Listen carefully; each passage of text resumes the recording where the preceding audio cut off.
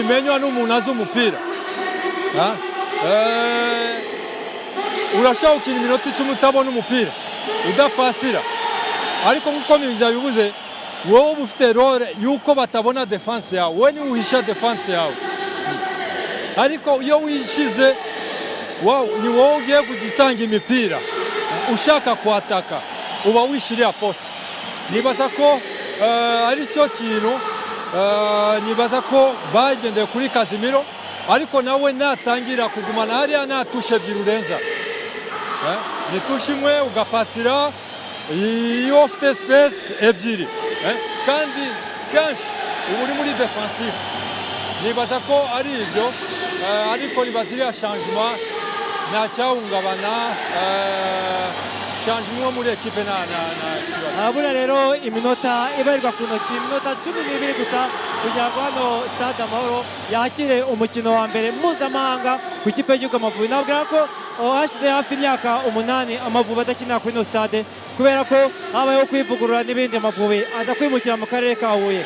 Ubu rero umukino waherukaga hano wari umukino u Rwanda rwakinagamo n'ikipe ya Mozambique. Mwabonye ko rero buri kintu cyose kirateguye, ahasigaye mu kanya gato cyane amakipe yamaze no gukora imyitozo. Ibi twagiye tubigarukaho ku buryo rero igisigaye no kureba uburyo baza gukina. Ni ikibazo cya nyuma ngiye kubaza coach ndetse na Mige. Coach, twitega iki muri uno mukino? Twitega iki muri uno mukino cy'umwihariko 50 ya mbere? Jewe ni ukuri numva mfite umwuka w'intsinzi, niwo nshaka uko twatsinda kose, ariko dutsinda. Numva ari icyo ari yeso yanjye.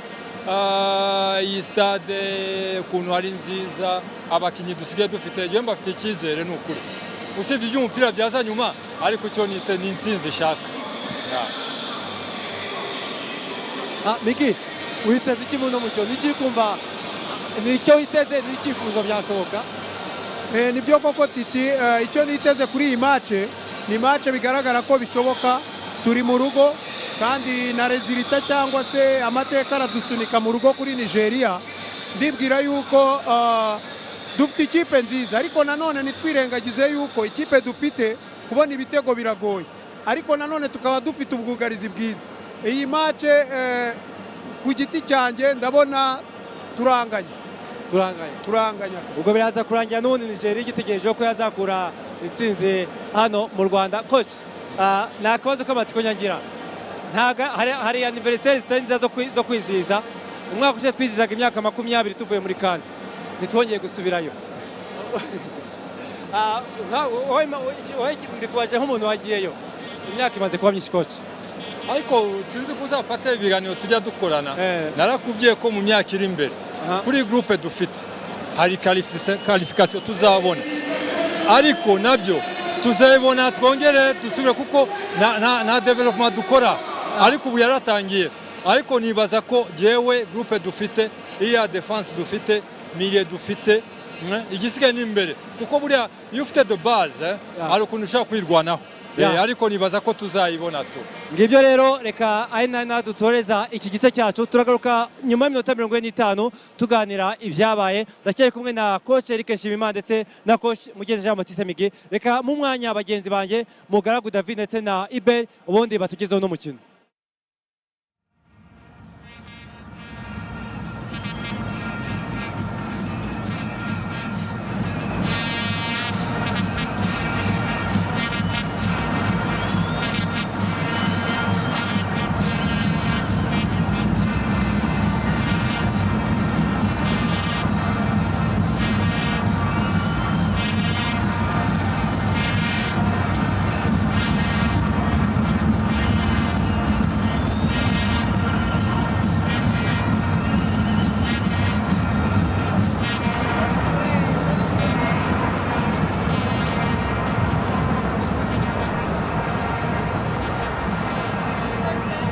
Amakipe akaba ari gusohoka mu rwambariro, akaba ari abakinnyi baba bencheri Kozero Kayishema ndetse n'abasesenguzi kocha Eric Nshimimana bari kumwe n'ikipe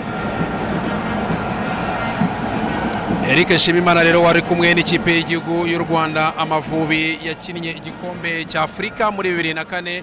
Ubu bakaba ari umutoza ndetse na Mugiraneza Jean Baptiste Migi, uyu nawe umwe mu bakinnyi nabo bamaze igihe kinini mu ikipe y'igihugu y'u Rwanda. Akaba rero aribo bari kumwe na Kayishema ari gusesengura byinshi birebana n'uyu mukino. Abasifuzi rero b'abanyamaroke barimo Karim Sabli, uyu musifuzi rero umunyamaroke uri buze kuyobora uno mukino, ndetse n'abandi baza kubafatanya Mustafa Akelkat musifuzi wa mbere y'igitambaro, hanyuma Hamza Nasiri,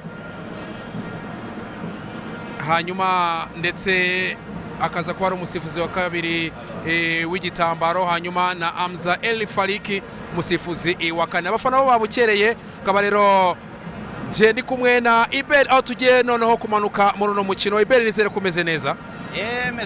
Meze neza cyane kuri uyu munsi w'Amavubi. Tumaze rwose ibyumweru bigera kuri 2 tuvuga ko uyu umukino abanyarwanda bategereje kureba. Impamvu twavuga wenda ntabwo zaba nyinshi. Impamvu ya mbere nuko ari muri stade Amahoro nshya, n'umukino wa mbere ku ikipe y'igihugu Amavubi agiye gukinira muri stade Amahoro kuva yavugururwa mu mwaka wa 2022. Birumvikana rero abanyarwanda baje babukereye ku bwinshi kugira ngo baze kureba umukino, ariko kandi yakiyongeraho ko ikipe y'igihugu Amavubi twavuga ko mu mikino 5 imaze iminsi yitwara neza bya hafi. Twafatira ku mukino w'ikipe y'igihugu na Libya, babashije kubona inota rimwe i Tripoli muri Libya, ariko none ikipe y'igihugu ya Nigeria nayo abastari yamanukanye i Kigali. Ni benshi ntabwo byatuma abakunzi b'umupira w'amaguru mu Rwanda cyangwa se byababuza kuza kureba iyi kipe irimo abakinnyi benshi babazwe n'ubundi ku migabane itandukanye, ariko abenshi biganje n'ubundi ku mugabane w'Uburayi. Ngizo rero impamvu umugaragu twavuga zatumye imbaga nyamwinshi iza ku bwinshi kugira ngo baze kwirebera uyu mukino ikipe y'igihugu Rwanda igiye gukina muri ikipe y'igihugu ya Nigeria de Super Eagles.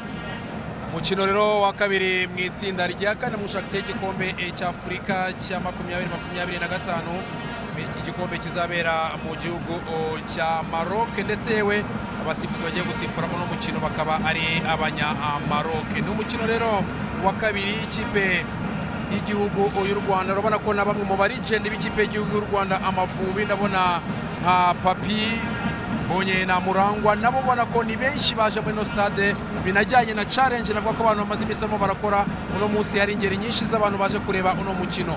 Ikipe y'igihugu y'u Rwanda umwambaro mwiza wa Masita wa Georgia, urimo uraganira na Boniface kubera ko mukira bwa ati bimeze bite, umwe akina mu gihugu cy'Ubudage undi akina muri Leta Zunze Ubumwe za Amerika. Rero baganira byinshi bigiye bitandukanye. Bari muri tano navuga ko kimwe mu byiza cyangwa se ibikorwa remezo stade, ubona ko niyo nayisohokamo ubona ko Iberi ari igikorwa remezo koko gikwiriye kuba kiribera imikino nk'iyi, ndetse yewe kinebe gomba kubera n'imikino irenze iyi ngiyi. Ubona ko n'uburyo bavamo rwose ari uburyo buri professional cyangwa se bwo ku rwego rwo hejuru. Tano zigezweho ubundi nk'izi ngizi abakinnyi baturuka hasi none bazamuka ku maesikariye bazamuka hejuru bagahita batambika mu kibuga. Ni ahantu heza cyane.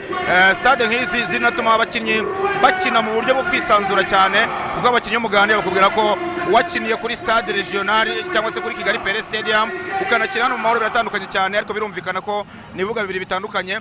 Twiteze mugara kuza kubona umupira ugenda nkuko abakunzi b'umupira w'amaguru mu Rwanda babivuga, cyangwa se umupira utembera, kuko nta mbogamizi z'ikibuga zishobora kuzamo. Ufite tala ntabwo ikibuga cyamubera imbogamizi, ahubwo turabona umupira utembera cyane ko haba ikipe y'igihugu Rwanda ndetse na Nigeria harimo n'ubundi izo kalite zakora izo match zirimo umupira utembera cyane ku bwatsi. Abakipe babiri akaba asohotse mu rwambariro yinjira mu kibuga. Ikipe ya Nigeria iyobowe na kapiteni akaba ari William Trosson Ekong, umukinnyi wa Al Khuluq muri Saudi Arabia, mu gihe ikipe y'igihugu Rwanda Amavubi iyobowe na kapiteni Bizimana Jihad, umukinnyi w'ikipe ya Clefibas muri Ukraine. Ikipe rero amakipe yombi yinjira mu kibuga. Stade ikibuga ubona ko ibyatsi byongeye byakuze.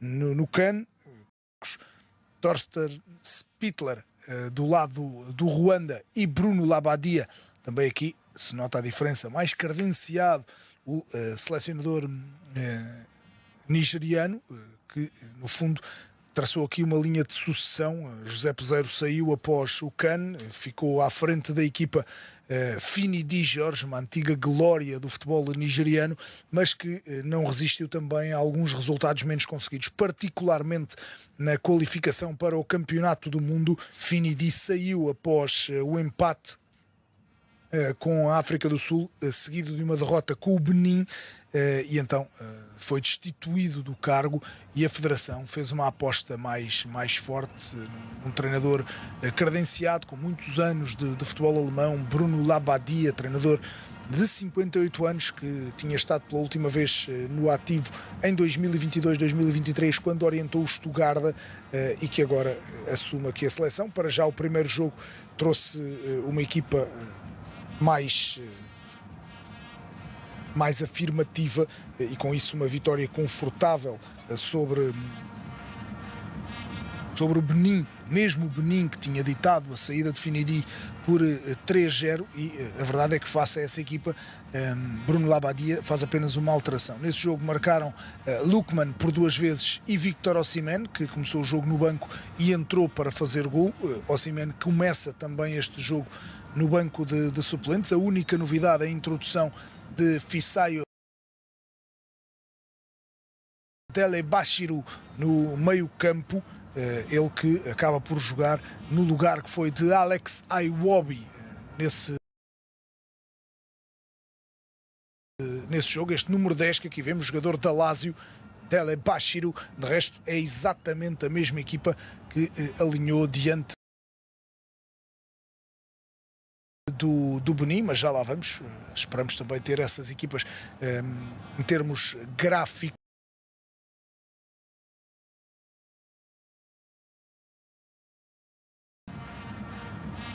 Sobre o Benin, mesmo o Benin que tinha ditado a saída de Finidi por 3-0, e a verdade é que face a essa equipa Bruno Labbadia faz apenas uma alteração. Nesse jogo marcaram Lukman por 2 vezes e Victor Osimhen, que começou o jogo no banco e entrou para fazer gol. Osimhen começa também este jogo no banco de suplentes. A única novidade é a introdução de Fisayo Delebashiru no meio campo, ele que acaba por jogar no lugar que foi de Alex Iwobi nesse jogo. Este número 10 que aqui vemos, jogador da Lazio, Delebashiru. De resto é exatamente a mesma equipa que alinhou diante do Benin, mas já lá vamos. Esperamos também ter essas equipas em termos gráficos, isto quando parece-me algum atraso na entrada em campo das equipas. Já estamos a 5 minutos da hora marcada para o arranque inicial, das 2 da tarde. Está ali já tudo preparado, parece-me, para que entrem estes assistentes para a cerimónia de abertura, e depois as equipas com o árbitro egípcio Mohamed Maruf à frente dos 2 conjuntos que aqui vamos ter frente a frente, num estádio com capacidade para 30 mil pessoas, o estádio Amaoro, em Kigali, a capital do Ruanda. Aí vêm os protagonistas para o campo e para depois vermos toda a cerimónia protocolar que antecede o início dos jogos de seleções.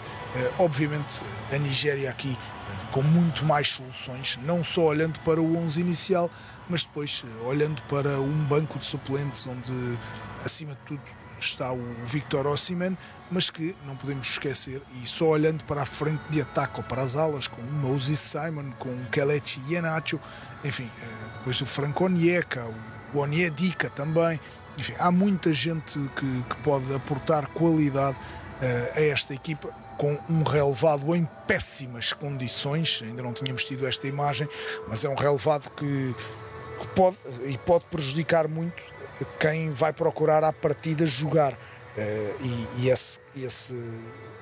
nesse caso estaremos a falar necessariamente da Nigéria, porque tem muito mais argumentos, vai querer pôr mais bola no chão. Nesta imagem as peladas não são tão evidentes, naquela que tivemos anteriormente eram por demais evidentes. Equipas em campo, tudo preparado, vamos aos hinos nacionais, começando com o hino da Nigéria.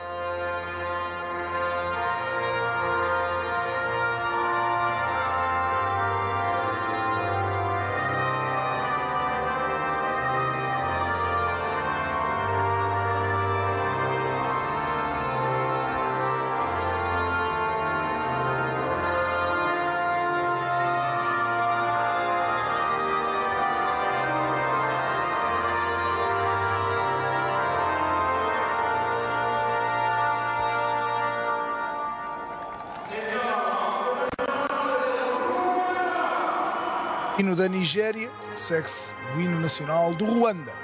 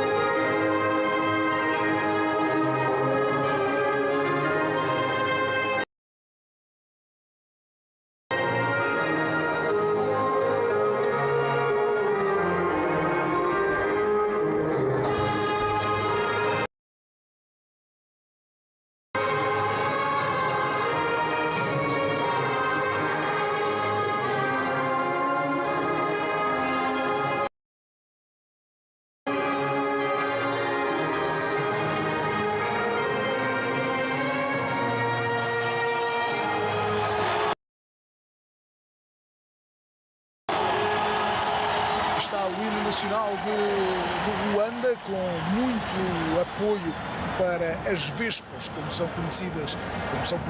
é conhecida a seleção ruandesa, que vai apresentar um 11 Torsten Spittler com Flacre Ntwari na baliza, depois Fitina Omborenga, Ange Michinzi, Thierry Manzi e Claude Nyomugabo, depois Bonor Mugisha, Jihad Bizimana, Jogea Gvirzera, depois Kevin Muhire, Gilbert Mugisha e Innocent Nshuti. Escolhas iniciais do treinador alemão desta formação do Ruanda. Um jogo, como disse há pouco, vai ser dirigido pelo egípcio Mohamed Maruf.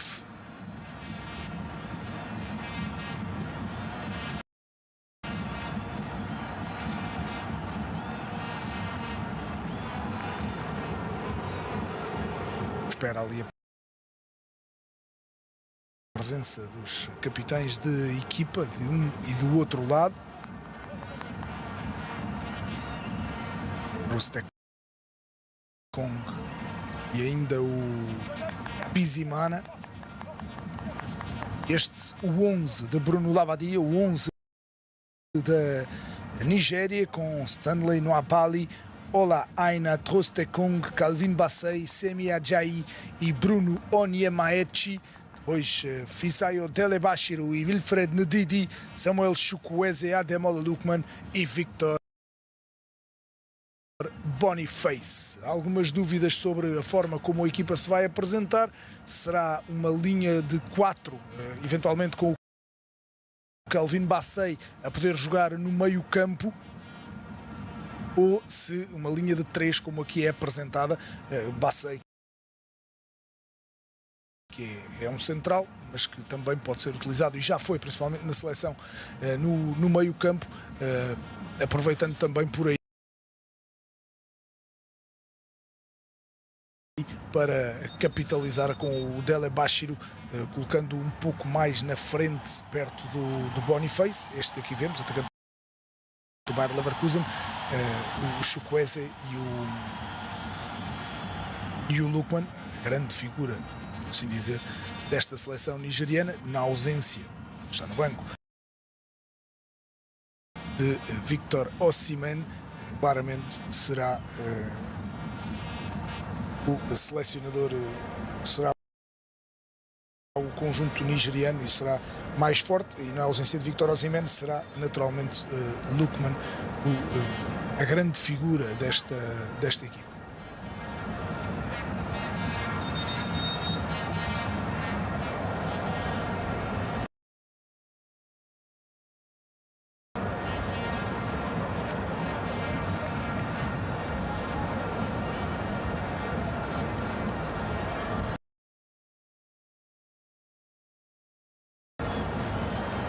Preparado para o arranque da partida.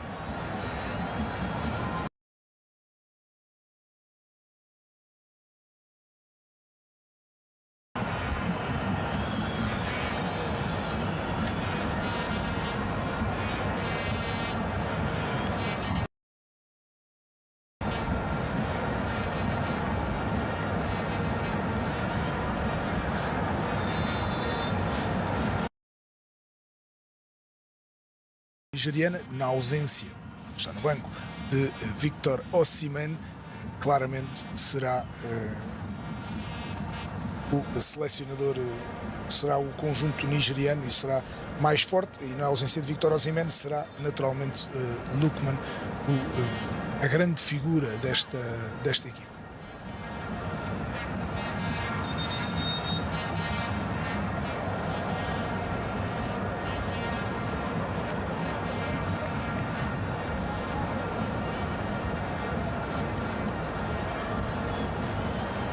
Preparado para o arranque da partida.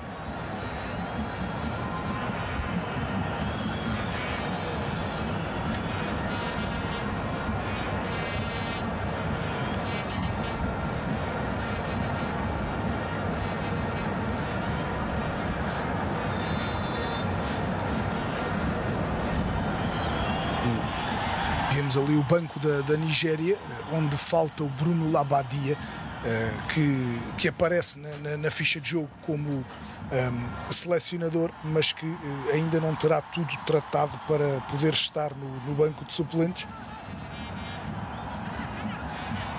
Vários instantes da partida. Ver como se monta a equipa. Havia algumas dúvidas também, apesar de ter apenas uma alteração no 11 face à equipa que empatou diante da Líbia, algumas dúvidas como iria montar a equipa. O Thorsten Spittler, Mugisha, refletindo para o meio, está o primeiro remate da partida para Gilbert Mugisha, sem qualquer perigo. Aqui está Victor Osimhen, banco da seleção nigeriana.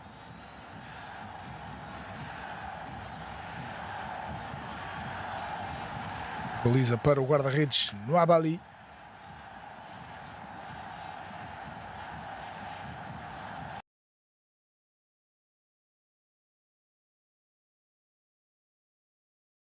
Anley Nwabali, que cumpre o 15º jogo com a seleção. Vinha no Zimbábue este guarda-redes. Para Olaina, dado por Nuno Espírito Santo no Nottingham Forest. Presença de Bruno Onyemaechi à esquerda, jogador do Boa Vista, também com algum destaque, ligação ao futebol português, pois claro. Boniface estava ali virar no meio de dois adversários. Victor Boniface tendo mais um lançamento. Atacante do Bayer Leverkusen, muito boa temporada fez Victor Boniface, à semelhança da equipa naturalmente do ano passado. Atenção a Lookman, pode invadir a área, Ademola Lookman, o cruzamento de Lookman, podia sair o primeiro, não saiu porque o remate saiu completamente ao lado por parte de Bruno Onyemaechi. Está o jogador do Boa Vista a aparecer.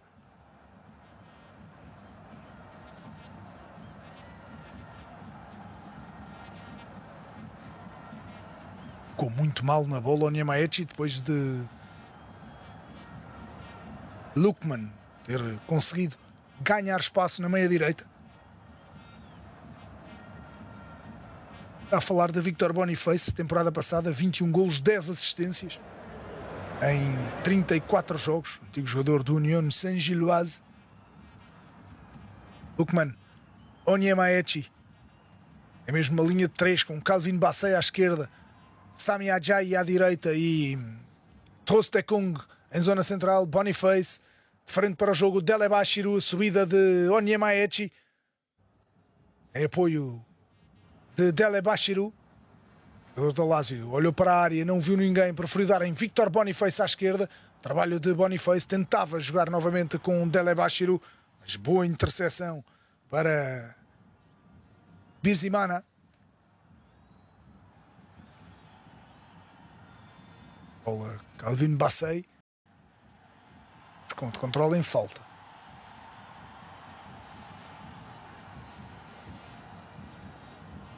Lateral orientado por Marco Silva no Fulham. Calvin Bassey.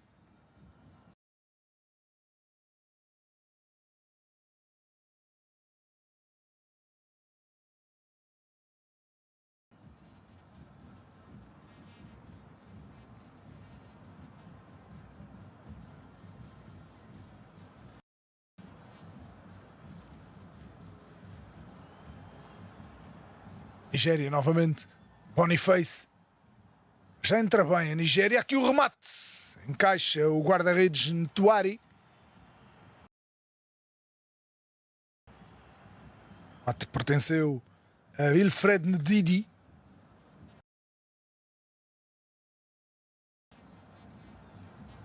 Médio do Leicester City de Inglaterra.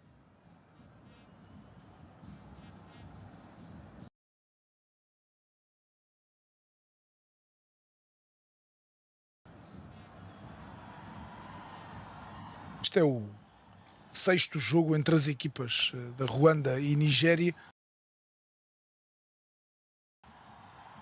Dado que o Ruanda nunca venceu a Nigéria. 3 empates, 2 vitórias nigerianas. Mas é verdade também que a Nigéria nunca venceu no Ruanda. 2 empates noutros tantos jogos.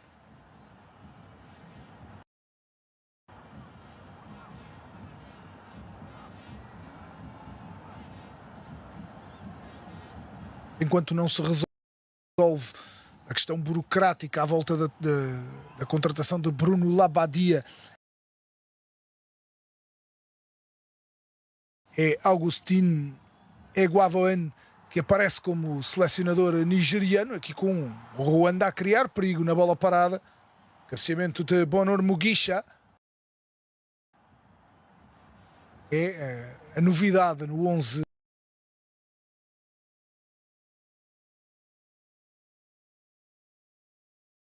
deste homem, Thorsten Spittler. Isha aparece de início no meio-campo do Ruanda, no lugar de Steve Robanguka. E aqui foi de Mugisha para Mugisha.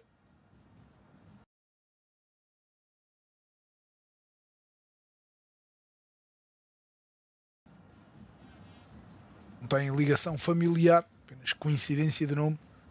Gilbert e Bonor Mugisha.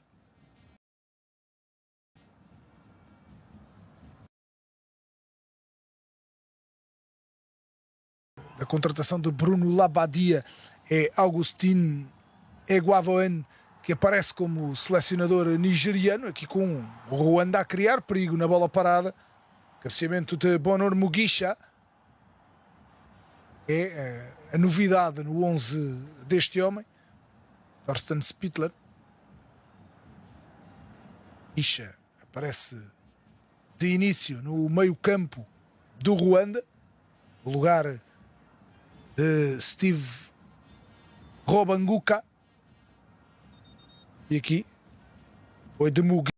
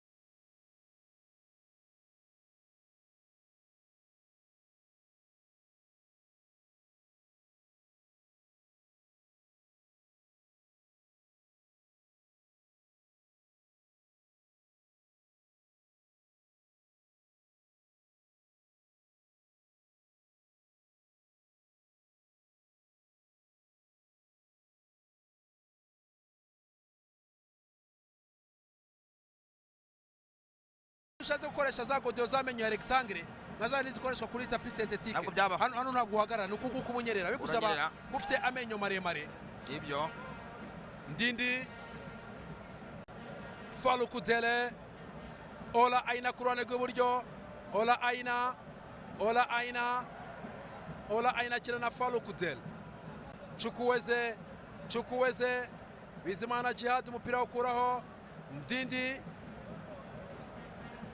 Falukudele Chukwueze yari yambika uwitwa Bizimana Jihad Shobo atanamutereka hasi indi karita y'umuhondo bahita banamuhereza ikarita y'umuhondo rero umusifuzi Sabri w'umunyamaroke rwose ntabwo ari gutinzamo kuzamura ikarita ayivana mu mufuka akaba ari ikarita rero ya kabiri ku ruhande rw'ikipe y'igihugu Rwanda inahawe naho umukinnyi twakwita ko ari ibintu bibi cyane kuko Jihad uri gukina mu kibuga hagati nka box to box midfield cyangwa se umukinnyi uhuza neza mediane ndetse na attack kuba abonye ikarita nawe biramusaba kuza kwitonda cyane koze ikosa nawe twavuga ko byasaga naho rikenewe ubwo rero bwa buryo Gilbert yakozemo ikosa atanga ball muri box atarebye Victor Boniface yari yamaze kudepoza Jimmy ndetse na Ntwari Fiacre bose baryamira hamwe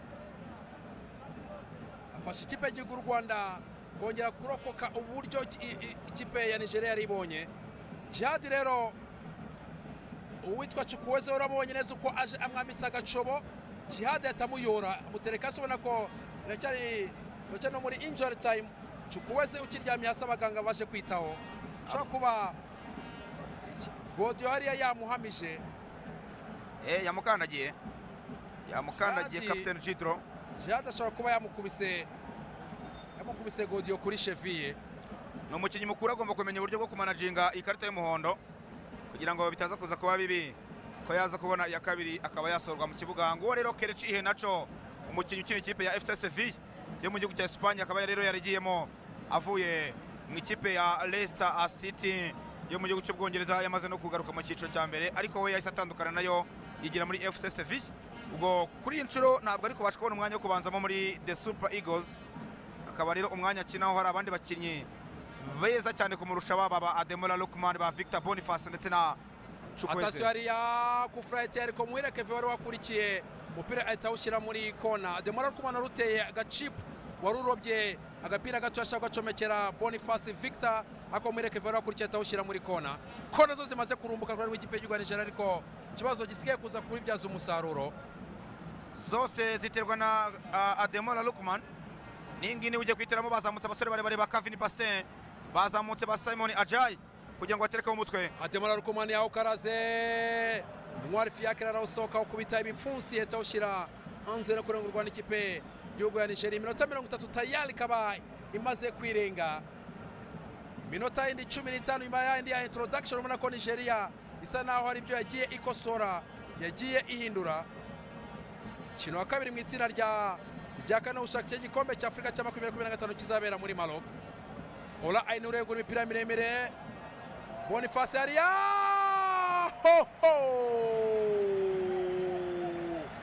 Ademola Lookman akora control ariko atahurira n'umuzamu Ntwari Fiacre wari wakurikiye umupira arahita ufata yitonze kipe y'Igihugu Nigeria ubona ko yahinduye ibintu kugeza ubu ngubu Trasekong Kavini Basse Trasekong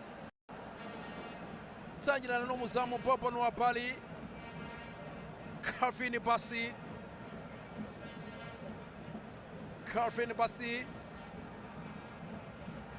Nigeria yongeye kugaruka mu mukino rero ubona ko noneho amakosa amaze gukorwa ku ruhande rw'u Rwanda u Rwanda rumaze gukora amakosa ane mu gihe Nigeria imaze gukora amakosa 5 Nigeria irayoboye mu gukora amakosa menshi birumvikana ko bagize iminota myinshi yo kutabona umupira wirukanka inyuma ari mpamvu bamaze gukora amakosa menshi ariko muri iminota mugaragura abona ko noneho basa naho bakangutse possession bashaka no kuyiharira bamaze gusa naho bibana mu mukino bari kontrol umukino kugeza kuri ubu ngubu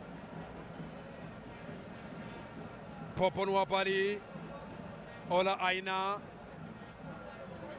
Mushaboneri Casemiro Mutsinzi Ange Jimatera umupira muremure Mwireke vakora control ariko umupira ntiyawufatisha Wilfried Ndindi mu kibuga hagati Wilfried Ndindi ariko Boneri amutereka hasi ni kufra ekipe ya Super Eagles mu kibuga hagati kweko bakoreye kuri Wilfried Ndindi umukino ikipe ya Leicester mu gihugu cy'Ubwongereza. Kavini Basi, Wilfried Ndindi, Faluku Dele, Basi ku ruhande rw'ibumoso hafi n'urwa rw'amahina. Jihad Mutsinzi Ange Jimmy shaka kwiyangaje ariko umupira umubana muremure urarenga no kurengurwa n'ikipe y'igihugu ya Nigeria ku ruhande rw'ibumoso.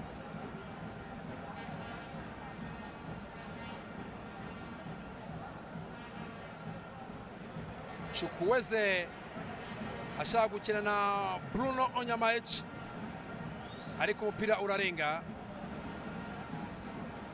Bruno Onyemaechi umusore wa Boavista wo muri Portugal. Bruno Chukwueze comekera umupira kwa Boniface Victor ariko musifuzi wa mbere w'igitambaro Mustafa Akalkat kabera muteye imboni igitambaro yakimanitse. Kugeza ubu ngubu ubona ko abasifuzi b'Abanyamaroke bafite amanota yose rwose nta kosa bari bakora muri iminota 33 imaze gukinwa, yaba abasifuzi bari ku mpande yaba n'umusifuzi uri mu kibuga hagati Sabri bari kwitwara neza kugeza ubu ngubu. Rero cyo twabwira nuko rero ikipe y'igihugu y'u Rwanda yaheruka gukina muri stade Amahoro muri 2016 acomeka umupira kwa Ombolenga Fitina ku ruhande rw'iburyo. Gerapide bari bakinnye ariko umupira Faluku Dele ahita awukuraho. Muhirekeve Georgia Kwizera Ompa Bizimana Jihad aterura agapira kwa Ombolenga Fitina ariko sifuzi wa kari igitambaro Hamza Nasili avuga ko umupira wari warenze. Nababwiraga ko rero ikipe y'igihugu Rwanda iheruka gukina muri stade Amahoro hari muri 2016 rero ubwo icyo gihe yakinaga n'ikipe y'igihugu ya Mozambique cyangwa se Mozambique.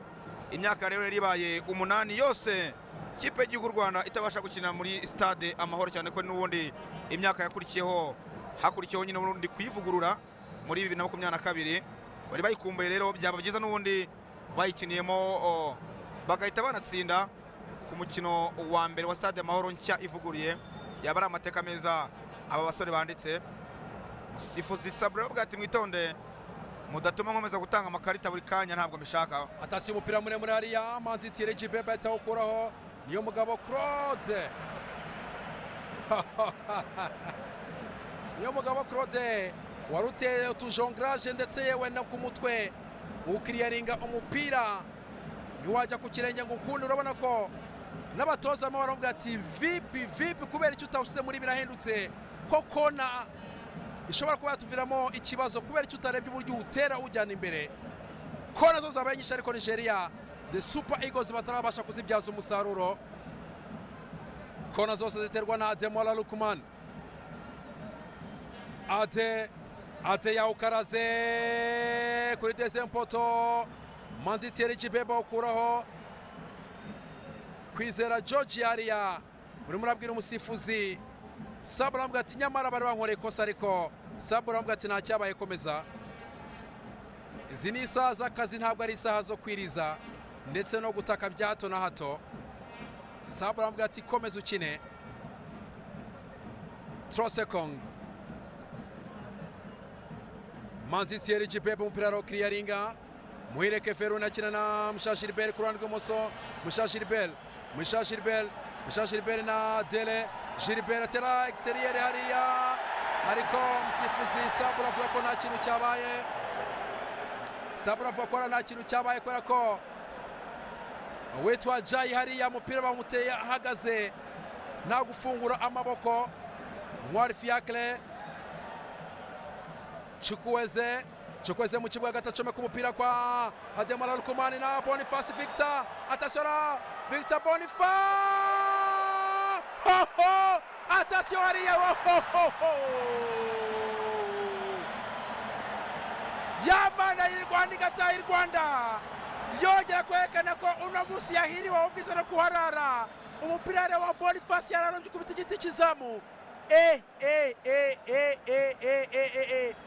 Ntwari Fiacre hariya yari yatangiye gusigara asobanuza ndetse umupira ureba nk'uri kurebera kuri televiziyo mu gihe umupira Boniface Ratio wamanuka kujya mu izamu ariko yamana y'u Rwanda igataha i Rwanda yerekanye ko uno munsi imbere yiriwe i Rwanda ahubwo yiriwe muri stade Amahoro. Nigeria yakangutse, ikipe y'igihugu Nigeria yakangutse cyane muri iyi minota kuko bari gukora uburyo bwinshi bwo gushaka igitego imbere y'izamu ry'ikipe y'igihugu Rwanda ririnzwe na Ntwari Fiacre.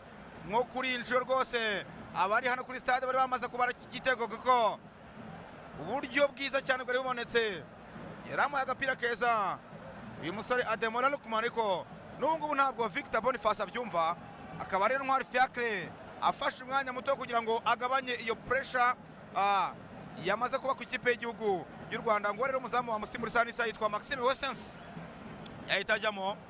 Ubwo ni bwa buryo rero bwari bukozwe na Samuel Chukwueze wari uhaye umupira mwiza cyane Ademola Lukman, nawe ahita acomekera Victor Boniface akontorora ashyira iburyo ateretse deuxième poto, umupira agenda ugonga poto yo hejuru widunda imbere ya Ademola Lukman, ariko agerageje gushyiraho umutwe ntibyakunda. Iyo ni bwa buryo rero bwa Mugisha Gilbert wari uhinduye umupira excellent DPN aza gukoraho n'akaboko, ariko iyi ntabwo ari penalty mugara kuko umupira n'ubundi wamukubuze ku kaboko, akaboko ari mu mwanya wako. Iyo si penalty rwose, umusifuzi yari yabibonye. Bamwita Sabri, umunyamaroke rwose ufite amaso mazima kugeza ubu ngubu, cyane cyane kuri aya makosa ari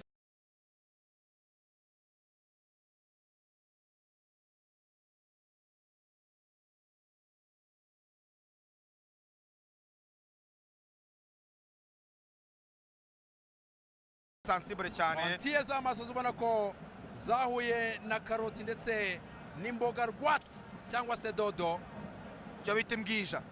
Imbwija kabisa. Iwe hari akarima k'igikoni rwose kariho imboga nyinshi, lenga arazitamira uko agiye gusifura akaza kuba ameze neza. Kurabona ko Evan ijisho arakurikira tayari, ntacyo wamubeshya pe. Aksiyo zose presence yarahari, rantira kurura neza, nta kujijwa nta kwibeshya. Atago rero yari injury time. Zamu Ntwari Fiacre Molayes wari uryamye hasi, abaganga bari kubitora. Urabona ko abo ni Abanyanigeria b'abano mu Rwanda, ubona ko bari no mu madarapo y'igihugu cya Nigeria, baje gushyira ikipe ya Super Eagles, the finalist wa AFCON iheruka, siko yatsinzwe na Ivory Coast, yari yakiriye igikombe cya Afurika. Victor ahindura uruhande ku ruhande rw'ibumoso, Bruno Onyemech, Faluku Dele, Ola Aina kora kontrole ya Demituru kwa Ajay. Chukwueze arayangaje ku ruhande rw'iburyo, Chukwueze aragucenga aragaruka, ariko Gilbert wari wakurikiye umupira awukora ariko ntibawusubirana. Ajay atera santere hariya, wega uwitwa Bruno, pasi yari ivuye kwa Ajay, pasi yo mu kirere.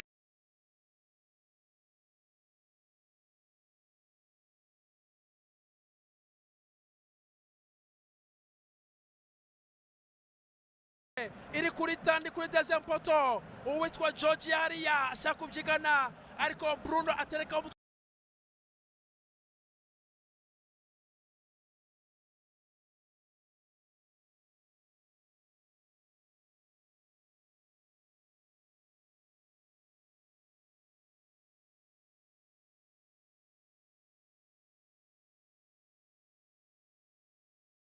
kushyira kuri deuxième poto, yamana y'u Rwanda igataha i Rwanda.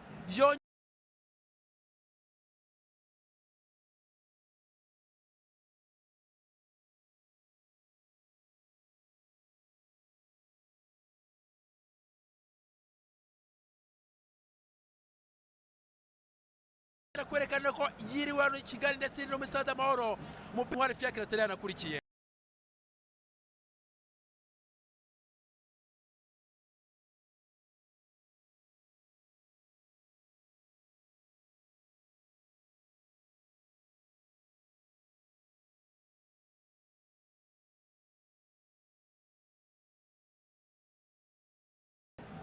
Inyuma kuko umaze kuba uburyo bwinshi buciye iruhande rwato bw'izamu cyangwa se byashoboka, naho umutoza Frank Torres Spitler akongera guhitura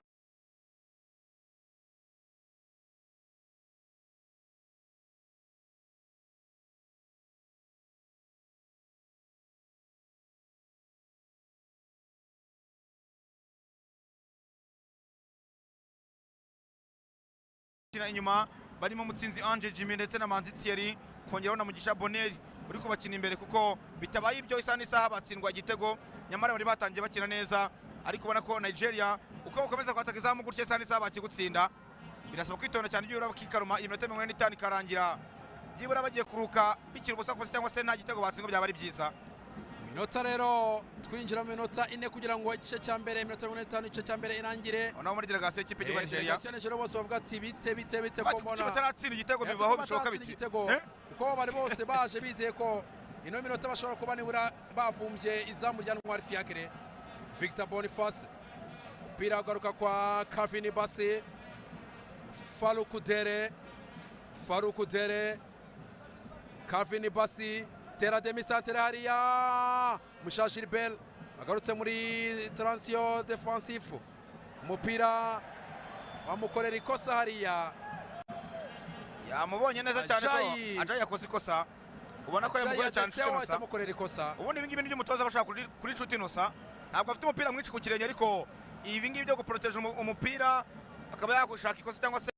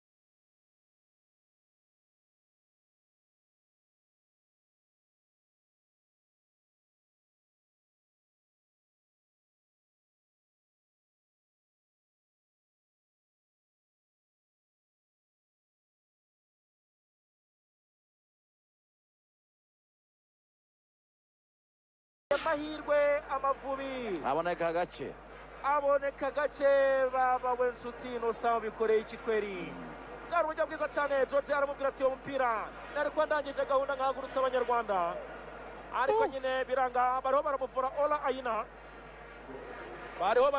Ola Aina umukino rubaye ngombwa kuhagararaho gatoya cyane kugira ngo babanze bamuvure bakaba bashyize iminota 2 inyongera rero kugira ngo igice cya mbere cy'umukino kirangire. Ubusa ku busa hagati ya Nigeria n'u Rwanda bongeye iminota 2 inyongera. Akaruka meza Ola Aina umusore ukina kuri kabiri ya Nigeria baracyari kumuvura ashobora kuba yaragize ikibazo. Nshuti baramusunika Calvin Bassey aramugonga mushyira agatuza kufura barahita vuba pase kwa Muhire Kevin arazamuka neza Wilfried Dido mukuraho umusifuzi nawe aranyerera hano kibuga cyanyereye kugeza naho umusifuzi nawe anyereye ariko nyerera arayigwana ifirimbi niyo mvuga abaye umugwana firimbi arayigwana aremera aranyerera ariko arasifura Taropira muremure reka turebe kona y'Amavubi kabisa. Amwe mu mahirwe ya nyuma mbere ku gice cya mbere cy'umukino kigana ku musozo. Kona y'Amavubi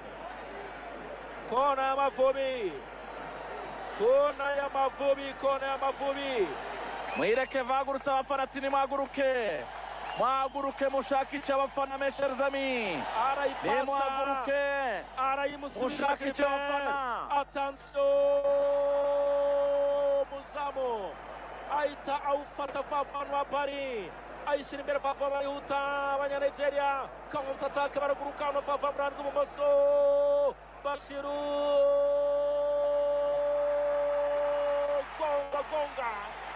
gonga Rwanda kabisa teri hatari. Uyu mwana wo mu Bugoyi nawe wari yamasambaza n'amakwanga menshi. Gongana na Victor Boniface. Bizimana Tidro Jad umupira arenga no gutereka imbere y'izamu. Ry'umuvandimwe Ntwari Fiacre.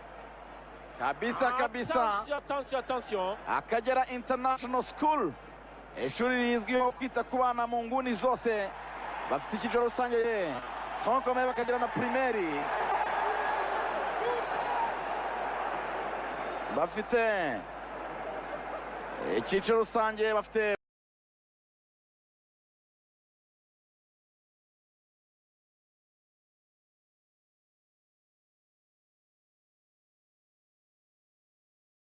for yourselves. Colleagues, this is a key moment to us to contribute in defining African solutions to African problems. It is a statement that sounds right. It's a statement that sounds appealing, but sometimes we ask ourselves exactly what is the African solution to African problems. When we talk about terrorism, sometimes we so much think about kinetic approaches that instead worsen the situation. But I think we also need, in African solution, to yet consider more preventive approaches that go to the root cause of the problems. Our chief guests, we are happy of the strides you are taking, but I think it's the time again to echo that you associate yourself with some of our pleas as part. Show off your best skin with Nivea Nourishing Cocoa Body Lotion. Now with 5-in-1 Complete Care. The deeply nourishing formula prevents your skin from drying with precious cocoa butter and deep moisture for smooth and healthy looking skin. Step out in confidence with our most complete care from the world's #1 skincare brand. This as members of the civil society, because we believe that fighting terrorism is a right and a responsibility for all. Gone are the days when it used to be left to the uniformed officers. And in this, I welcome all of us to find a solution, to make a contribution for a peaceful Africa. Thank you and have a good time. Key to it, before you leave, you must have at least over 10 friends that you should network with in this particular event. It's one thing to collaborate, but it's key to network. Thank you. Thank you. Thank you, Hussein. Our chief guest, the Right Honorable Raila Odinga, UN Special Rapporteur, Professor Ben Sol, our sister from the NCTC, Dr. Roslyn Nyawira, our sister from the Kenya National Commission on Human Rights on her way, Roslyn Doreen, Dr. Litha Musimi Ogana, Commissioner, African Commission on Human Rights and People's Rights, our brother Christopher Kayoshe from the African Union, our sponsor, Brother George Kigoro from Open Society Foundation, our partners, Civic Advisory Hub, Space for Change and Voice of Community Activists and Leaders of Africa, human rights defenders across the African continent present, distinguished guests, ladies and gentlemen. It is a great honor and privilege to welcome you all to this important conference, whose objectives, if met, will be a milestone in our quest for peace, stability, and sustainable development in our continent. Africa is grappling with insecurity and armed conflicts, presenting a grim picture of a continent without hope of attaining peace, stability, and meaningful development.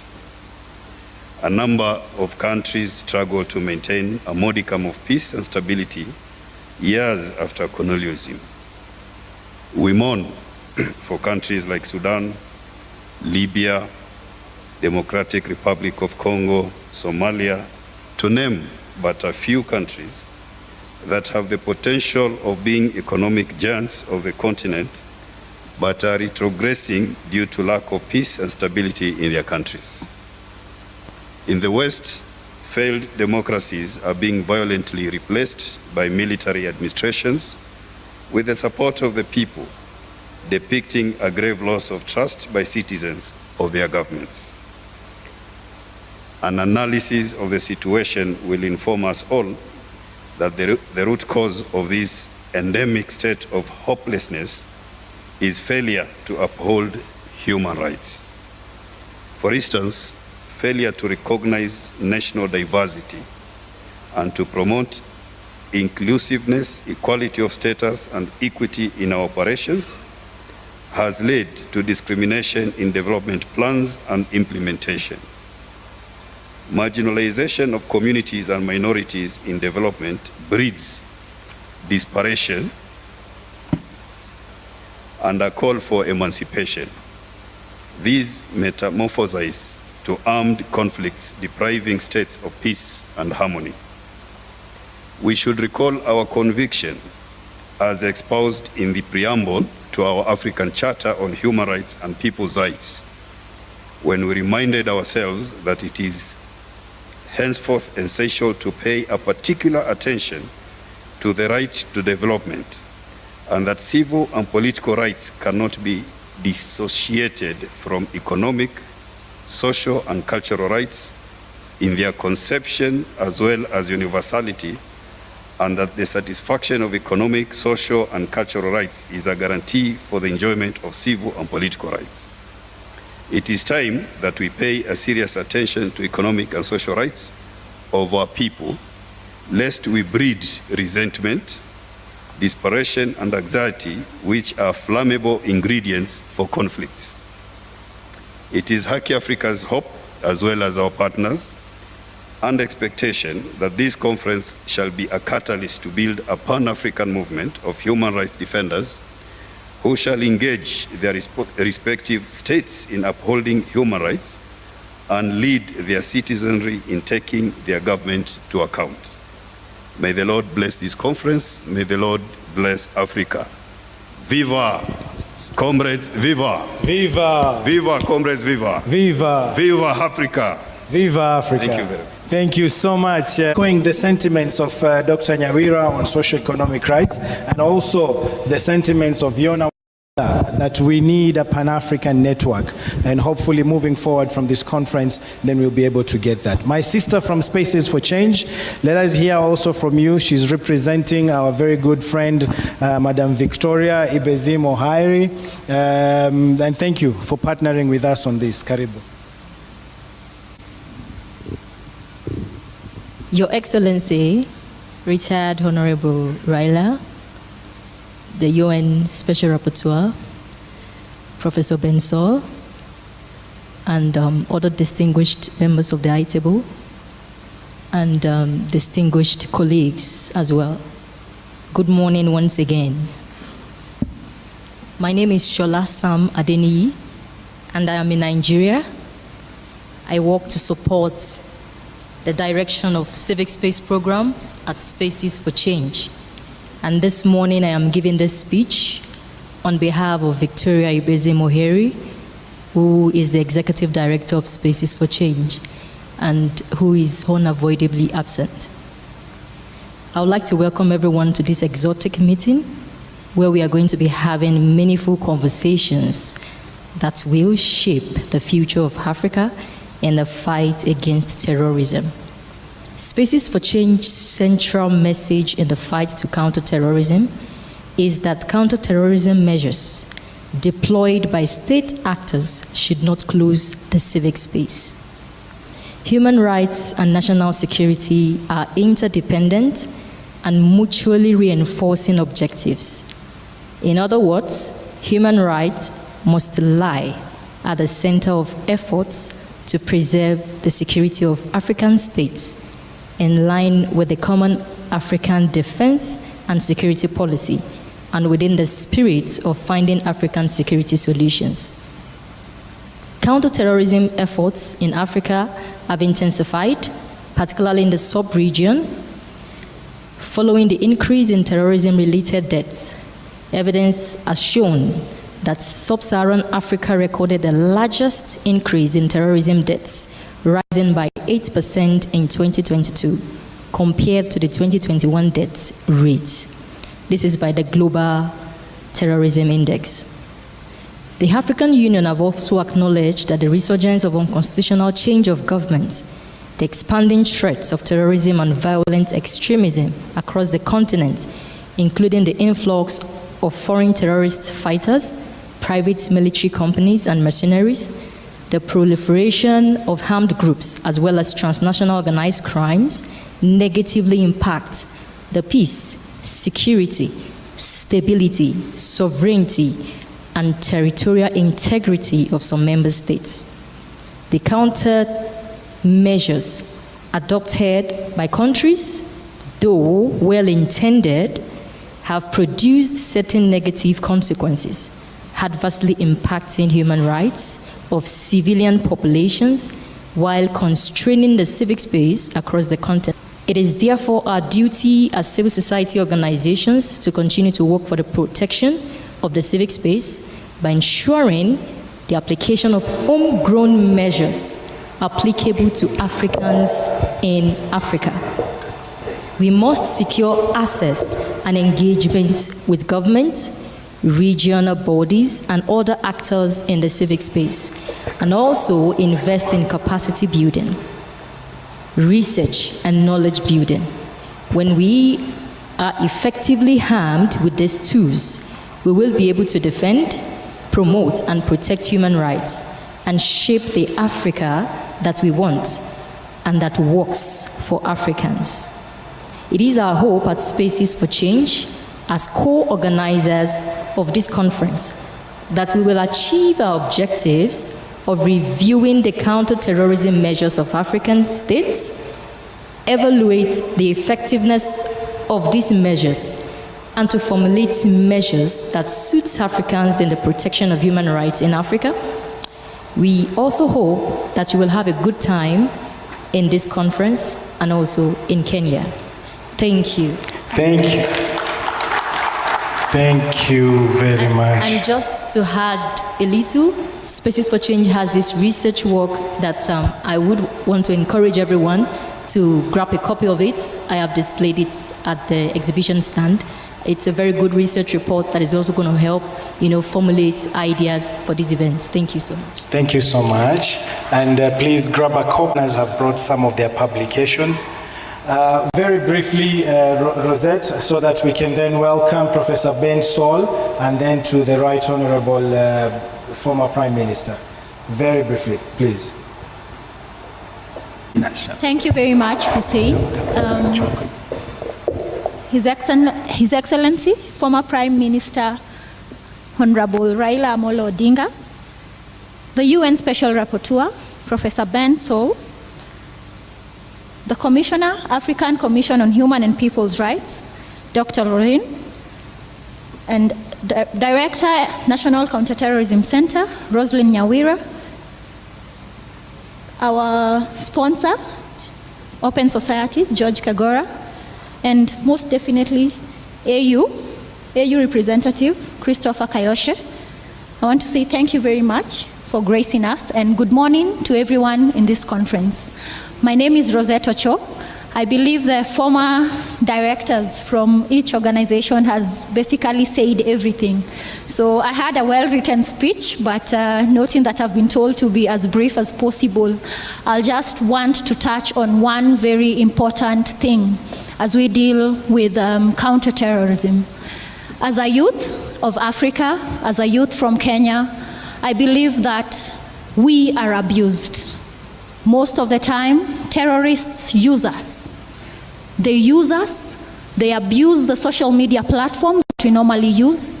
And as a youth, today I want to say that we need to have our voices counted. As a youth in this, in Kenya, as a youth from Africa, please don't sit down and watch. We are the leaders of today, and we are the leaders of tomorrow. So as we have this conference today and tomorrow, kindly, the youth in this room, let's try and participate. Terrorism requires a multifaceted approach.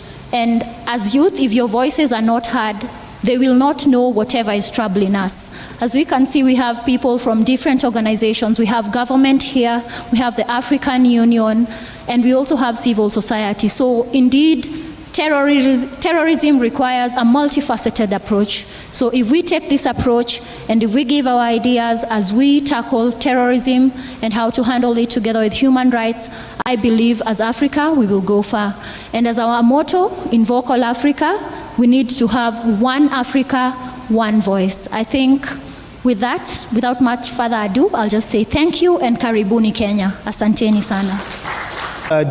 We've had a slight change of the program, and we'd like to all request participants to kindly stand as we welcome our chief guest for the keynote speech, the Right Honorable Raila Amolo Odinga, so that he can come to issue the keynote speech.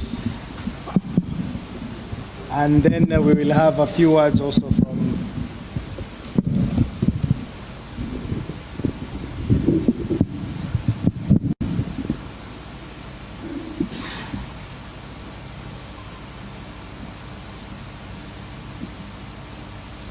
Now you will be seated.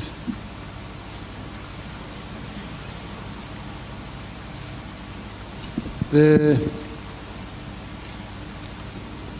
organizers of the conference, distinguished guests, all protocols observed, ladies and gentlemen, good morning.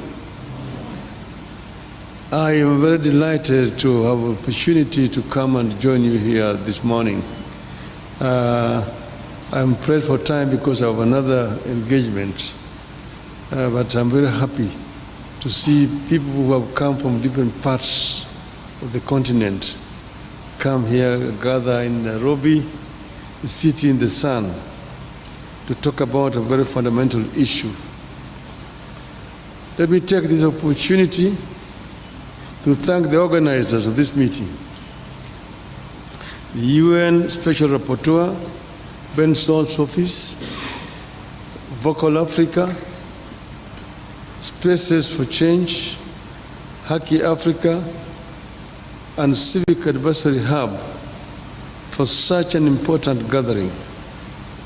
At this gathering, I'm reminded of the profound responsibility that we carry as leaders and representatives of our beloved continent. As a continent, Africa is brimming with diversity, rich culture, and boundless potential. We want to add here that Africa is the richest continent on the planet Earth.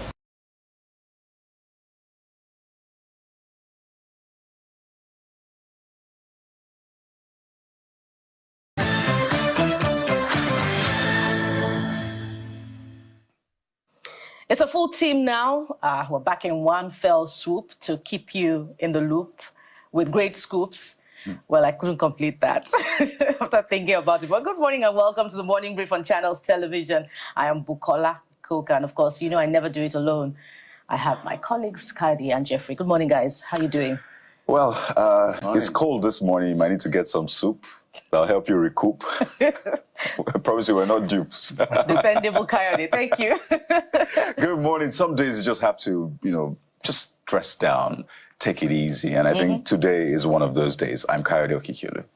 Because I love Asun. I don't know about any scoop they are scooping and cooking. Whatever it is they are cooking, let it end up as Asun. That's the most brilliant. Come on, Jeffrey. Yeah. At 7 a.m., Asun is already in the mix. It's a good weather for pepper soup. Asun is not pepper soup, by the way. It isn't, but it has the ingredients of pepper soup. Spice. So what kind of pepper soup do you like? Fish, meat? That's a very good question, actually. I'm not a fan of pepper soups, actually. Just before you join us in the kitchen, good morning. I'm Jeffrey. I don't know how that happened. No, it's good because mornings like this, you have many choices. And I don't know, look, we're not from the West where we wake up, well, we've been influenced, let's say that for reason, for context. Wake up, want to drink tea and all of those things. In a very tiny teacup. Yeah, and that tiny teacup and all of that. I learned whilst I was in secondary school that when you're drinking some of those teas in those tiny teacups, for people who understand etiquette and all of that, as long as you keep it open, you'll keep pouring. So if you feel you're done, you put in the sauce and turn it upside down. Right. But all of that is for the West. You know, here, what do we eat? Pepper soup can go for it. That's why I'm a big fan. Well, speaking of tea, in these parts, we don't do small teacups, but we do big bowls. And we love to sit on the floor and have our meals, you know, a communal way of living. Confession. Well, totally unashamed to confess that, Jeffrey. But more and more, we have to reconsider the measure of that tea that we take in the light of the circumstances, because everything hinges around one particular commodity. We know about the continuing increase in the pump price of petrol. And, you know, when petrol sneezes, everyone catches cold. Talk about price of food, it hinges on the price of petrol. Talk about transportation, also on the price of petrol. Talk about the amount of money that you have in your pocket for all your bills. It also hinges on the price of petrol. While we await the announcement in the inflation figures, in just about a week from now, we of course know what it's going to look like. Just how much are you buying petrol? How much is your, accommodation costs right now? Such things that we want the leadership to reflect upon at this time, because leadership derives its legitimacy from the popular will of the people, and it increasingly looks like, the will of the people is not aligning with leadership right now. It looks like the people are looking leaner while the leadership is looking fatter at this time. Calls for sacrifices are not particularly balanced, with the example put forward by the leadership.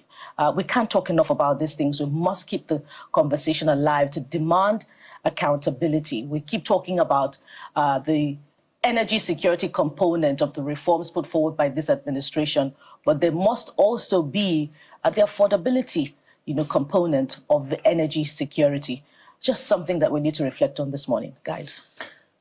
It's a mixed bag, really. And they always say that petrol smells in literally everything because it impacts the price of things. So in your food, there's a smell of petrol in it. In transport, there's obviously a smell of petrol. In production, smell of petrol. Now in rent, there's smell of petrol. In school fees now, there is, in fact, the smell of petrol is, you can literally hold it in school fees. And it just shows how important petrol is to our livelihoods, our lives and livelihoods. So it's a no-brainer when we say, well, you need to target these things that you can smell petrol in and ensure that as much as the price of petrol is going up, you give people some buffer, the basic items. We're big on that issue this morning, but guys, I have a proposal.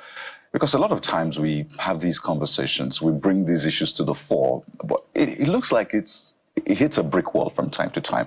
So I think it's important to get people in government, people who are policymakers, away from that office from time to time, away from that convoy from time to time, away from the air-conditioned, environment from time to time. Let them take public transport at least once a week. Take public transport once a week. I think that would be great. Nobody's going to harm you. At least you're in a city center and you govern the people. You go to other climes, you see your MPs, you see people in government in the subway, you see them on trains, you see them just walking, jogging on the street. So I think it's important. If you get into the bus, for example, first you see how much the cost of transportation is. You note it. Transportation has increased by 100%. You put it, and you hear what people are saying about your government. You note it. I think that is a very good way to ensure that governance connects back to the people, because what it looks like is, as you said, those in government having a field day, whether you like it or not, their vehicles are fueled, their convoy is complete, their meals and allowances come through.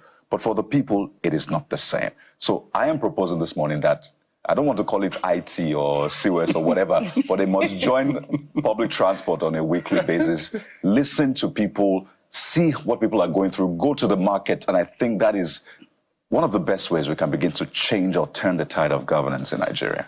I totally agree with both of you, and those are the things I was thinking about a few days ago. Look, I don't believe, take me on this if you want, I don't believe the president understands what is going on. President Bola Tinubu has been rich for a long time. He was the governor of Lagos State, 1999. Before then, he worked with an oil company. He lived abroad, came to Nigeria. And so when people say the governors understand, the president understand, for most part, I don't think they do in real terms, which is why Kayode is proposing what they are proposing. So my simple analogy is, he's been president, he's been governor since 1999, left office after 8 years, and he's been influential in deciding who becomes the governor of Lagos State since then. So he's been a powerful man. And if you know anything about powerful men, you know how they are surrounded with a lot of things. At the end of the day, now he's the president of Nigeria. Perhaps he had an idea of how he wanted to better the country, but now this is blowing up in everybody's faces. I think whatever prognosis they did, this is running out of scale, literally. The calibration is going out. And no matter how anybody tries to defend it, because some of us understand a few things about numbers and economics, and we know that something defies common sense and simple economics at the end of the day. And if any economist is sincere enough, you know that the Nigerian situation appears to be very, very different, or sometimes even unique, because the same solution you appropriate in our own situation that they appropriate in others' climb seem to be in the opposite direction. So I totally agree with you, Kayode, as to the fact that these leaders, if it's possible for the president himself, to begin to listen to the people directly, watch a bit of television, go out to the street, maybe some kind of, quiet infiltration into the public, if you will, if that is even possible. Because if you tell me, because I've had interview with ministers, and one of the questions I ask them is that, does the president understand how Nigerians feel? They say, in fact, he doesn't enjoy, he feels the pain of Nigerians. I don't agree with you. Because by privilege is insulated from a lot of reality, and it depends on counsel. And some of these counselors is what the Holy Book called miserable counselors, some of them, because they will advise him on the wrong thing, because he has to make a decision. And let's be fair, to be president is not an easy job. You depend on these advisors to give you direction. And now it is your responsibility to make a decision based on all of the advice you get. What if all of the counsel you get are all wrong counsel? But everybody around you say, oh, Your Excellency, you're doing well. In fact, your leadership is fantastic. That's a lie, Mr. President. The country is in a turmoil. The economy is biting hard. Before you came, people were buying fuel for less than 200 naira. I remember when I go to fuel station, I don't even know how much a liter of fuel costs before you came, because I just tell them fill my tank. And I have an idea of how much it will end. The other day, I put in about four times the amount I used to fill my tank, and it did not fill my tank. That's how bad and crazy things are. So if anybody is telling you your government is doing well, they are lying. So whatever you have to do to fix this country, Mr. President, do it now. Because this is legacy you're building. And one of the questions we always ask for the people that are advising you, Mr. President, is how long can this be? Give us 4 years, 5 years, 6 years, 3 months, 6 months, 1 year. Nobody is saying anything. Everybody's saying it's a temporary pain for gain for later. We need to be alive to gain tomorrow. That's the message from Nigerians. And I think this is the only service we can give to you as president. If you don't take it, good luck. Unintended there. Hard Reminds words me of there. former President Goodluck Jonathan. And petrol was, yes, 200 plus at that point. April, 200 plus. So imagine times... 230 yes. at most. So imagine times 4, 5. And at I said that my tank point, was not full. And at with that 3 times the What you money. used to say? What I used to, I just go to the filling station and say, fill the tank. I don't, there was a time I didn't know how much a liter of fuel. I just have an idea, it's less than 200. Fill it. And at that time, Nigerians had been stretched to the limit. Just imagine what the situation looks like now. I read stories in the newspapers today of people who are dying because they're unable to get money to buy food. And these are real stories. But that's where we are starting from this morning as Nigerians continue to groan beneath the weight of the new petrol price regime and seeming continuing scarcity. Transportation costs have gone up as a result by more than 300%, while state governors have begun proposing a reduction in work days to cushion the impact on the pockets of workers. Let's get a sense of the impact of these reforms and the practicality of the alternatives available or unavailable. That's not all we're talking about today. We'll also touch on the campaign against excessive, please pay attention, excessive consumption of sugar-sweetened beverages. Yes, a lot of people are in this WhatsApp group, by the way. And the push for a pro-health SSB tax, as it's called, that can compel a bit of lifestyle changes. This vis-a-vis the argument that a significant increase in tax may lead to job losses and contribute to the challenges of already struggling economy. So it's more like a two-edged sword. We need to pick the side we want to fall on for a better tomorrow. And on the softer side of things, when love for sports and creativity combine for content creation, you can bet the result is what you can call an ultimate entertainment experience that you may consider worthwhile for mental health, particularly amidst these challenging times. So today, we're bringing you the man that's behind those sports kits, like the one you're seeing on your television, that get you cracking when you visit your favorite social media app. Mobike Chibogu, we know as Kochi, joins us today for what promises to be an interesting conversation, guys. Indeed, it's a bumper package. I say it with my full chest. Welcome back. I don't care what Jeffrey is going to say. Welcome back. It's a bumper package. I leave you in peace. I'm not going to stress you on that anymore. Please stress me.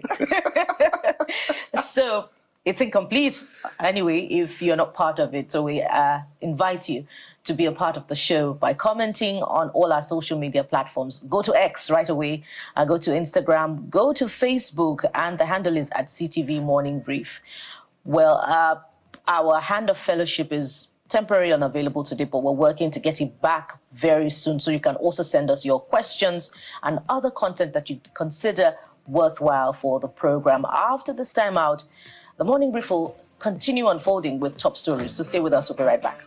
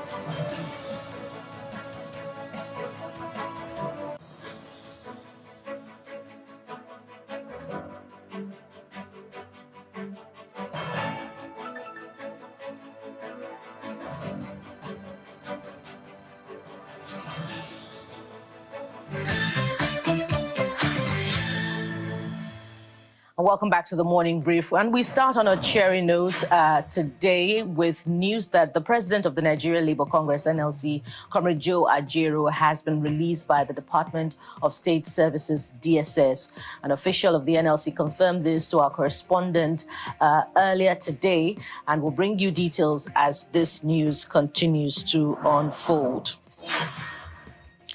And earlier on yesterday, the NLC had demanded the immediate and unconditional release of its president, Joe Ajaero, before midnight, which has since elapsed.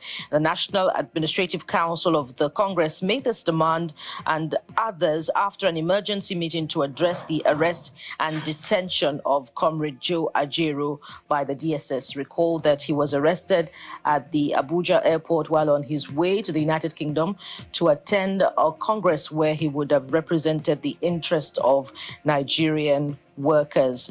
Mr. Benson Upa, the head of publicity of the Congress, spoke with Channels Television yesterday. I want to tell you that the security agencies are coordinated by the Office of the National Security Advisor. That is the present practice. So it amounts to sixpence and CC to say it is not the it is not the DSS that arrested him. It is the Office of National Security Advisor. I am not aware that ONSA has a squad independently of the other arms, NIA, DIA, DSS. I mean, you name them, and others. So I'm not aware that that ONSA has a unique squad. If they do have, that to be quite new to me. So all we know is that Comrade Joe Ajaero has been arrested and is being held against his wish by the Nigerian state. That is what I know. It is in the character of a jittery state to embark on this kind of journey, harassing people, intimidating people, in order to have the clear path of way to continue with their obnoxious policies. But I want to tell you that NLC will not be swayed. NLC will not be distracted. Let's tell you again that the president of the NLC, Comrade Joe Ajaero, has been released by the Department of State Services, DSS. Operatives of the Department of State Services, DSS, had also yesterday stormed the Office of the Socio-Economic Rights and Accountability Project, SERAP, in Abuja. The Deputy Director of SERAP, Mr. Kola Wole Oluwadare, confirmed the situation to Channels Television, stating that no formal invitation was given to them before and after the raid, and they have no idea why the operatives raided their office. SERAP had recently given a 48-hour ultimatum to President Bola Tinubu, asking him to instruct the NNPC Limited to reverse the hike in the price of petrol or face litigation. Of course, there's also been a reaction by the DSS that this operation was not a raid. They identified two individuals, a woman and a man, who came to our Abuja office today and identified themselves as from the DSS, Department of State Security. And they said they were looking for the director or the deputy director. And they said when they were, of course, asked by our staff who were on ground why they were there, they didn't give any particular reason. So they stepped out. The lady stepped out, made some phone calls, and then came back in and also asked if there's any other person that they can speak with, because I wasn't around. So they said no, but that if they would drop their details or even send an official invitation, then we'll be able to honor them. So my colleagues checked and they saw that they came out in two trucks. One of them was an Toyota Hilux truck, and that after they left the office, they stayed outside for a while. But after a while, they drove off. And all this happened, I think, between 10 a.m. and 11 a.m. This morning. Presently, we do not know whether any of the operatives are still within the vicinity, but the vehicles have driven off. This is simply one of those incidents that show clearly, beyond a doubt now, that there is a severe constriction of the civic space. Not necessarily because of anything specifically we've said or done, but basically because of transparency and accountability. I cannot recall any specific instance that might have caused this, but it will not be unrelated with SERAP's consistent advocacy for transparency, accountability, and good governance. Away from the drama from yesterday now, the Nigeria Customs Service, NCS, has seized smuggled petroleum products worth 447 million naira through the Operation Whirlwind. The Comptroller General of the service, Mr. Adewale Adeniyi, who was speaking at a meeting in Abuja, appealed for the cooperation of key players as over 230 million naira is spent monthly to conduct the exercise. And while the National Security Advisor, Mr. Nuhu Ribadu, attributes the instability of the naira to the activities of smugglers.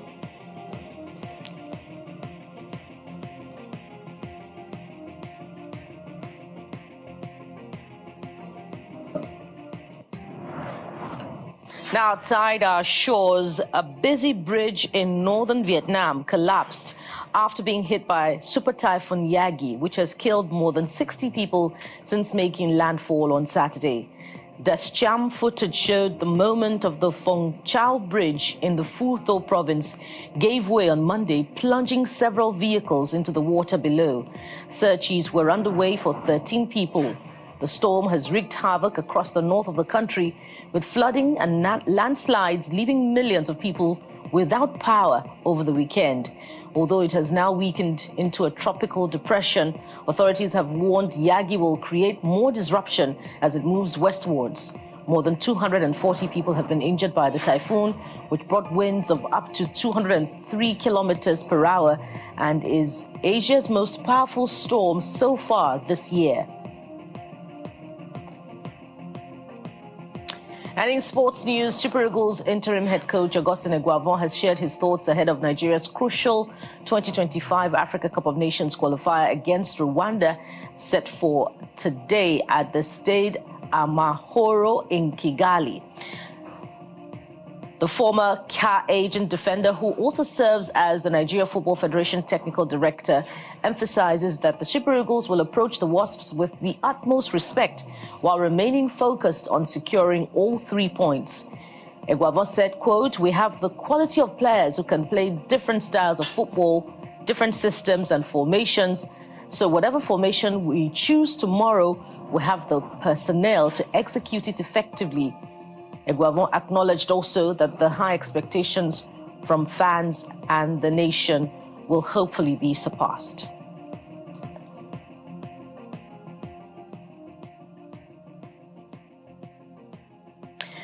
And that's it on the major stories for this morning. But what are some of your own thoughts to the big stories? Kadi joins me now for a review. Hello again, Kadi. Well, Bukola, it's a day after all of the drama, as you put it yesterday. First with the NLC president, Joe Ajaero, and with Sarah. But the details are getting clearer by the day. We referred to Air Peace releasing a statement about it being mentioned in the arrest of the NLC president, Joe Ajaero, saying that, well, they had written a petition a long time ago that was not acted upon, a petition which they withdrew. So they find it quite curious to hear that this is now what the security operatives are now acting on. Exactly. Acting on, yeah. Thank you. Eventually, that's on the one hand. Now, Sarah talking about the visit of the DSS to their offices. There's been a lot of reactions, but let's start with the NLC president, Joe Ajaero's case. Now, by the way, he has gone through a lot in this tenure of his. Remember what played out in Imo State. Him being attacked and beaten, that happened. And we've seen consistently him being requested to appear for the police over investigation into one of the tenants at the NLC headquarters. So it's been quite a lot for Joe Ajaero. But this first comment on Joe Ajaero's arrest and eventual release by the DSS is coming from Big Setter, who says Nigeria security agencies know how to create drama about irrelevant things, where people are sponsoring bandits with billions of dollars. Politicians, this user says, are stealing and laundering our money. So for this user, maybe more important things for the security operators to face? Well, we may not particularly refer to these as irrelevant. We may urge the security agents to be balanced in their investigation, to be thorough rather in their investigation. But, you know, these issues that this person commenting refers to are just as important. Bandits and their operations. But this next talking point is from D. Olawale, who says, it's deeply concerning to hear about the arrest of Ajaero, especially given that the He was on his way to representing the NLC at an important international conference. Advocating for better minimum wages and safer working conditions is crucial for the welfare of workers.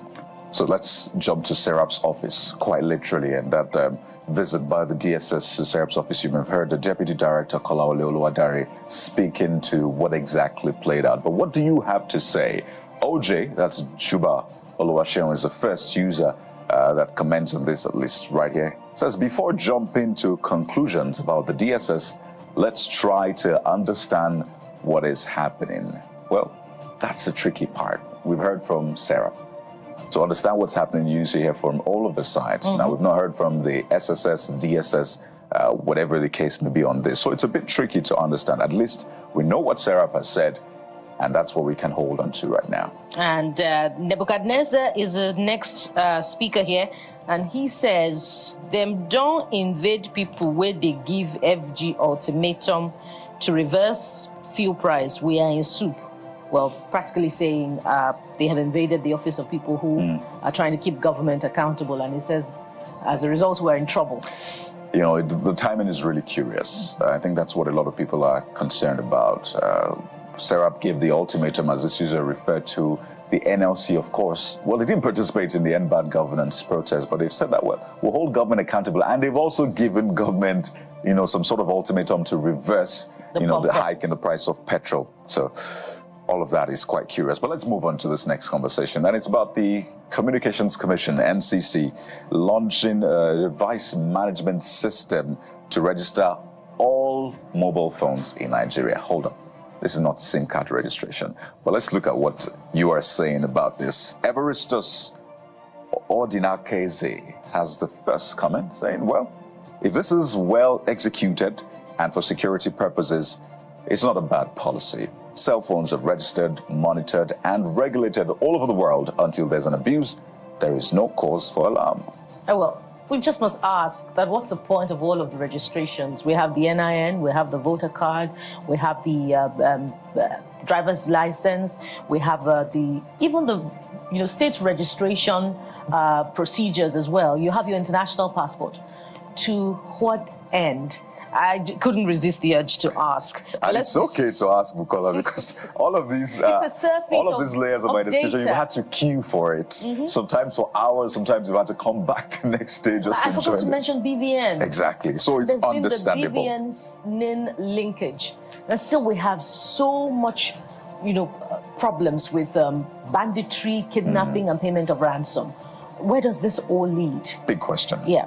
Well, this next speaker is Aquila of Kogi, who says, in just a few words, this a commendable one from the NCC. We shall get better. There you go. So let's know what you think about this new policy. We remember how SIM registration was said to have been the silver bullet for insecurity, kidnapping, and all of that. So we see bandits posting on TikTok, showing off, and all of that. First, having access to internet. Having a mobile phone, then operating a social media account, and then putting... Let's go to the next one. And this one concerns Labour Party. And it's the fact that the Aburi-led Labour Party has withdrawn the automatic ticket for two major leaders in the party, the presidential candidate for the 2023 election, Peter Obi, and the governor of Abia State, Alex Otti. There's been a rumble in the jungle of the Labour Party, as they say, as jungle matured now. Well, first user has this to say, Nigeria, my country. It's unfair to give automatic tickets to any candidates, this user says. If you think you are the most popular in a party, then mobilize your followers to vote for you in the primary election. Well, let's leave that for the Labour Party to decide. Parties do this. They come up with consensus candidates time and again, although that doesn't go without its many squabbles, and it leads to internal democracy or lack of democracy issues within those parties. But this next one is from Kevin, who says, automatic ticket is not even needed. Let it be contested. Yeah. So we'll see how this plays out within Labour parties, like one drama after the other. But let's turn our attention to petrol prices. So lots of ideas have been put out there as to how we can bring down the price of petrol. Imagine you're earning your daily 2K So your daily ticket can only get you 2 liters of petrol right now. And that doesn't work for people living hand to mouth. So the TUC is calling for some sort of special FX rate for NMPCL, saying that this will crush petrol prices. So Safety Cabal has a first comment saying special FX rates. Who will pay the balance now that foreign exchange is floated? The analogy, no work. Just say subsidy should be brought back. And you know what? Bukola, you have the next one of this. But might I ask that even now, is the Naira not being defended? Right. Just a question for the CBN and the NNPCL at this moment. Adewale Damilare says, why the need for FX when the Dangote refinery is ready to roll out fuel? Good question. So, how many days now since Dangote refinery announced the rollout?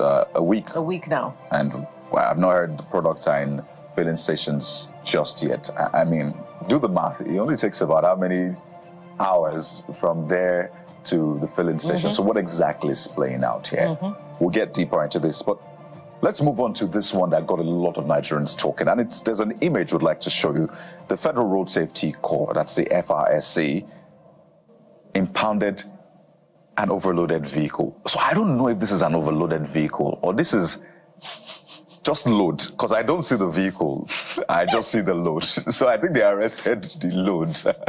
Because, come on, Kola, what's going on here? Well, my people in Abeokuta will just have to pardon me, but this reminds me of the name called Aderuboko. Right? Please pardon me from home. And this is what we see from time to time on our road. Some of them travel at night.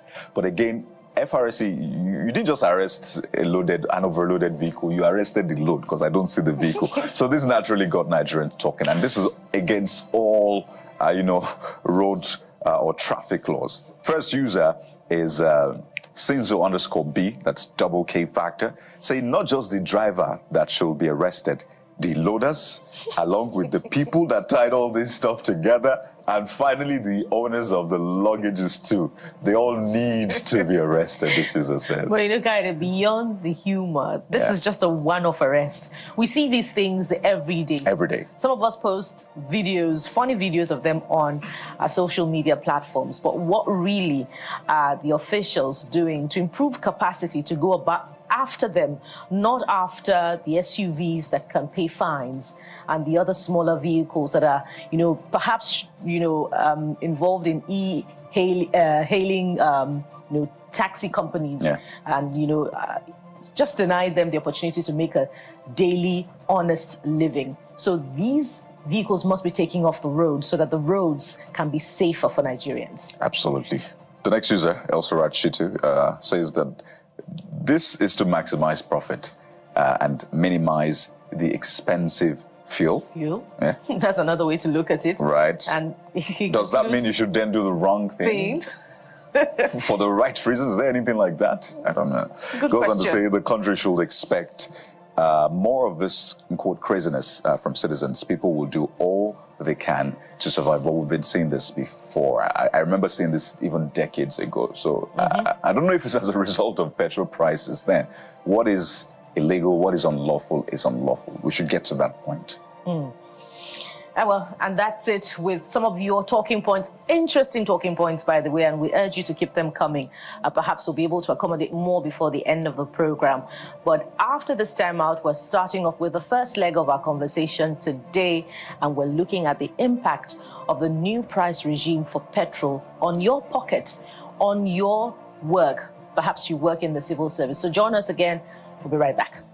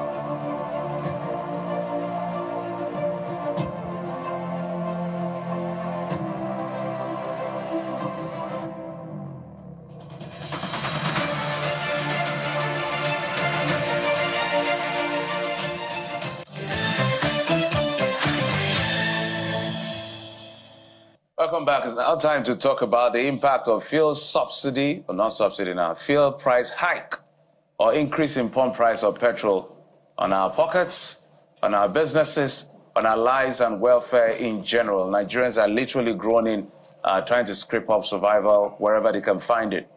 But is there a way out? We need to find out. We ask the people that we understand they are in the know as to what is going on in the country, as well as possible ways on how to manage expectation. We're being joined in the program by an economist and energy expert, Mr. Kelvin Emmanuel from our Abuja studios. And right here in our Lagos studio, we're being joined by Mr. Michael Adele. He's a human capacity development professional and public affairs analyst. Gentlemen, thank you so much for coming on the program. Good morning, and thank you for having me. Job, thank you so much for having me. Good morning. All right, Mr. Kelvin, so let's start with you. Right now, Nigerians are looking for as many explainers as possible, because it's like they wake up every day, they're asking themselves a lot of questions. But you're an economist, you understand a bit of how these numbers play out. But for the average Nigerian, life is not fair. Being a Nigerian right now, given the twin policy that some people are saying is draconian, others are saying is necessary for now so that we can have a better life tomorrow. And it's just a potpourri of ideas being pushed on the public. Maybe you help us begin by breaking it down and what we're dealing with at the moment.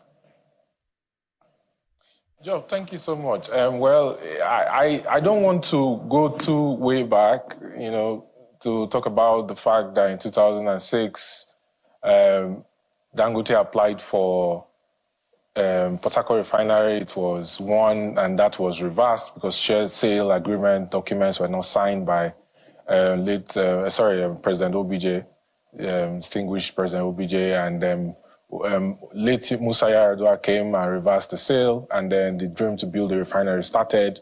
And in the last 18 years since then, NNPC has spent 12 trillion in turnaround maintenance and doesn't have anything to show for it.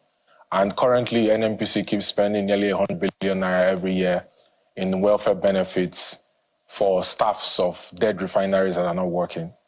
And you've had a situation where the fact that Nigeria currently imports anywhere around 800,000 metric tons of dirty fuels from Eastern Europe that are blended and cured mostly in Malta, in Central Europe, and brought into Nigeria to an unsuspecting public. And exchange rate has gone from 195 when Jonathan left. We went to 520, came to 365. And between 2019 and 2023, the Central Bank of Nigeria, under the immediate past governor, printed 17.3 trillion naira in ways and means to finance budget deficits and direct intervention programs. And that was not backed by assets or reserves. The naira dropped significantly. And in his attempts to peg the naira, to prevent, a spiral of what you've seen, mostly from exchange rate induced inflation, he went around doing all kinds of FX swap deals with two of the external asset managers of the Central Bank of Nigeria that led to exposures of about $7.5 billion and annual interest payments of anywhere around $800 million. And you had like an impairment on the balance sheet of the central bank, and the net external reserves dropped to negative. The current management of the Central Bank of Nigeria came, and the management has been a little bit better. Most of the FX forwards to banks in Nigeria from clients who requested for FX has been sorted. $2.544 billion is still outstanding. So I'll tell you what, Geoff, there are two major factors that control the price of PMS: crude oil price, exchange rate. Crude oil price hasn't moved significantly. It's still between the range of $78 to $85 per barrel. Exchange rate, however, has moved. And because Nigeria is exposed in terms of importation, what you have is that you've seen the effect of that FX exposure on the price of PMS. Now, the question is, should we do backward integration to ensure that the handling cost for bringing petrol price goes off? Should we pay attention to sections 109 that provides for the option of selling crude oil in Naira. Some people have said, oh, what about the FX loss if Nigeria sells crude oil in Naira? And I say, look, if you sell crude oil in Naira, the FX loss will be compensated from the commercial refiner in Nigeria exporting non-transportation fuels and the excess of what Nigeria consumes out, and bringing back that FX as net export proceeds to the originating banks. It will also be compensated by the fact that currently, in the monthly demand for FX in Nigeria, about 30 to 35% of that demand actually comes from petroleum product imports and crude oil imports. So before Dangote refinery started this year, Nigeria didn't have to deal with the issue of demand for FX to import crude oil. Because of the failure of NNPC, you know all the modified carrier agreements and crude oil swap arrangement it has to be able to pay IOCs carry oil, to be able to pay international traders who bring in petrol to Nigeria in a value trading mismatch. Okay. The crude oil that should go to commercial refiners is now used for crude oil swaps. So Dangote has been having, since he started, to import the deficits from the US, from South America. And pay attention to the fact that in 2009, the US was one of the highest importers of Nigeria's crude oil. Obama came up with his plan and said that he wants to wean off America from depending, like he said, on volatile regimes who are major crude oil producers. He set his engineers to task. They came up with deep fracking technology, hydraulic fracking, mostly in New Orleans and in Alabama and in Texas, which are the states that produce the most crude oil in America. America went from being a net importer of crude oil, spending about $1 billion a day. Today, America produces 13.3 million barrels of crude oil. And the US has a refining capacity of 6.4 million barrels per day. Okay? So, listen, our problem is the fact that we refuse to learn from history and we keep doing the same thing in the same way and we expect to get a different result. Nigeria now has a commercial refinery that is the 7th largest refinery in the world. That has a Nielsen complexity index of 10.5, which means it can refine any grade of crude oil in the world. Dangote refinery has started refining PMS. Why are we not off-taking PMS from Dangote refinery? The scarcity of petrol you see around Nigeria is because NNPC owes traders $6.8 billion in modified carrier agreements. It doesn't have the crude oil to pay. It doesn't have the cash to pay.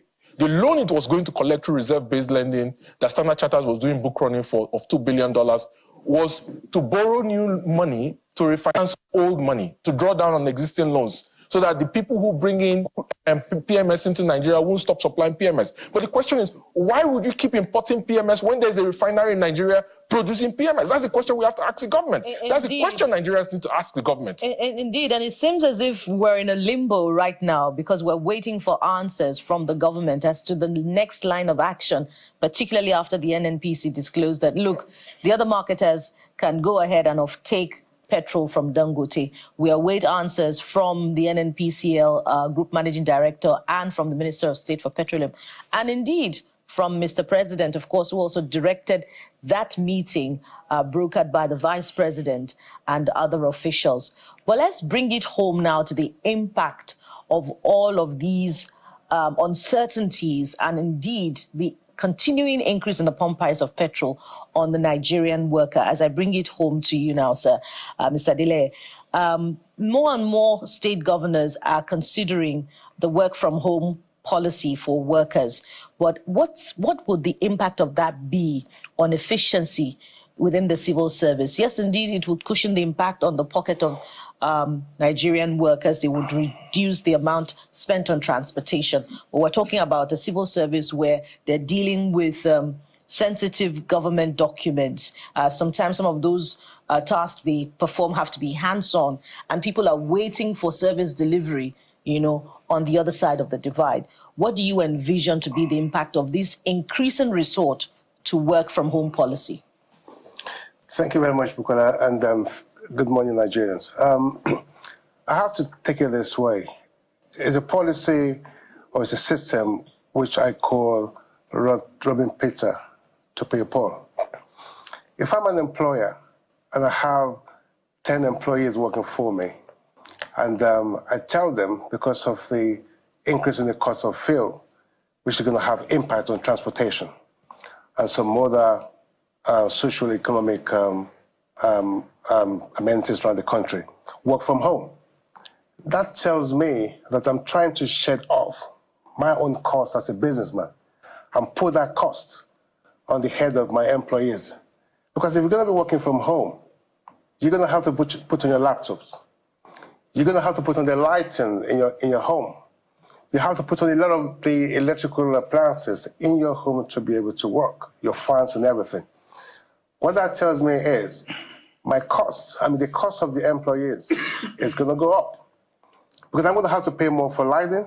I'm going to have to eat more, eat quite a lot of things. So at the end of the day, I'm changing the social life of my employees because they're going to have to pay more. So it's not a good policy at all. The government has put the burden on every Nigerian, and they have to go back into the box. Now, look into the box again and say, right, the policy we put out into the public is not working because the economy is going to be weakened. We're going to be having not even inflation, hyperinflation actually going because the cost of goods and services is going to go up because the two major things that drive this economy is power, oil and gas. Okay. Now, if the price of power just went up about a few months ago, the GENCO, the DISCO are forcing every estate, every community to go on ban A. So the prices are shoot up. Now, just a few days ago, or last week, the price of PMS has just gone up again. Now, a lot of companies are going to be shutting down. The base and the economic stability of every economy are the micro businesses in the economy. If you're looking at the big ones, like the multinationals, how many of them do we have in the country? When all the micro businesses are shutting down now, there's going to be increase. Already we have huge percentage of unemployment in the country. We're going to have more. That is the scary part of it. So we're actually sitting.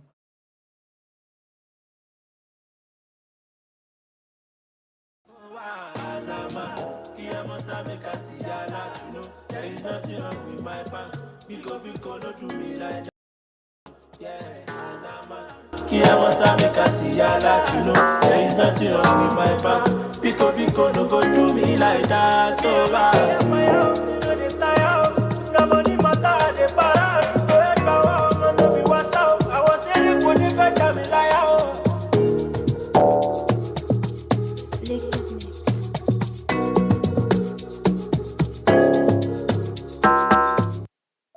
You can now take us everywhere you go.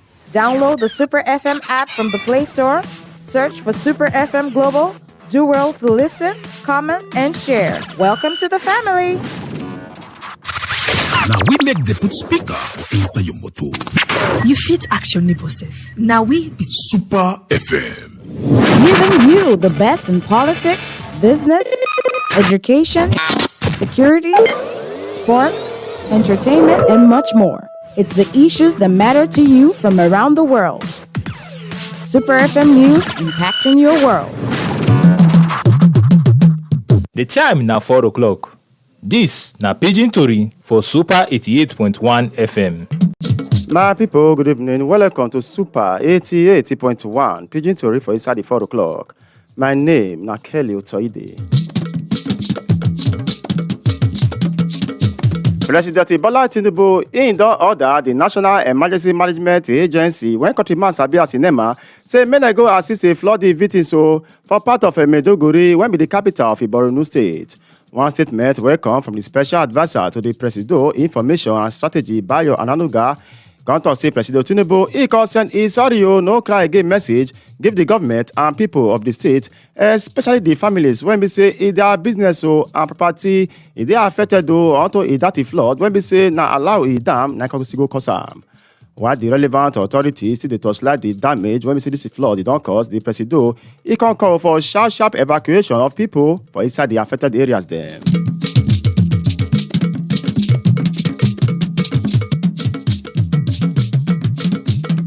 The Economic and Financial Crimes Commission, when countryman sabi as EFCC, don talk say some back oga dem get hand for money laundering wahala for inside the country and say dem also start to dey arrest dem for time wey be say e no go tey.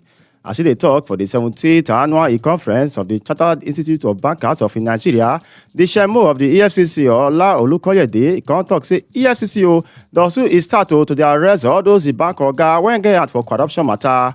According to some kind investigations, it show say this money laundering, illegal e-forex, and the of a trade. Some of these bank oga they get for inside.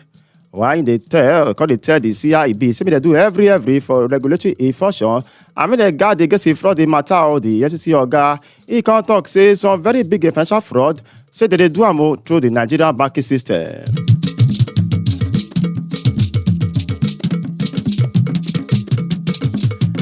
The chairman of the Independent National Electoral Commission, when countryman sabi as INEC, Professor Mahmoud Yakubu, he don tell Edo people say INEC they don ready to conduct a free, fair and correct governor election when we say they go do for September 21, 2024. Professor Yakubu he yarn this one for inside one waka of INEC property for inside the state as they expect the theory of the INEC offices for inside Benin City and 2 small accreditation centers when we say they don't put to test whether the beavers dey work well. As him dey talk to people after the inspection, Professor Yakubu he can talk say he get confidence say INEC don ready and he can list the things when we say they don't put in place to make sure say matter of transparency is there for inside the election. We have observed and so far so good in terms of the readiness of our local government offices for the election and also the technology that we are deploying for the election. We are satisfied with both the level of preparation of our local government offices in the 3 offices we have visited. I think we are good to go. I'm also going to speak to all the EOs from all the 18 local government areas on Thursday after the signing of the National Peace Accord. Your guy of INEC, he can encourage Edo people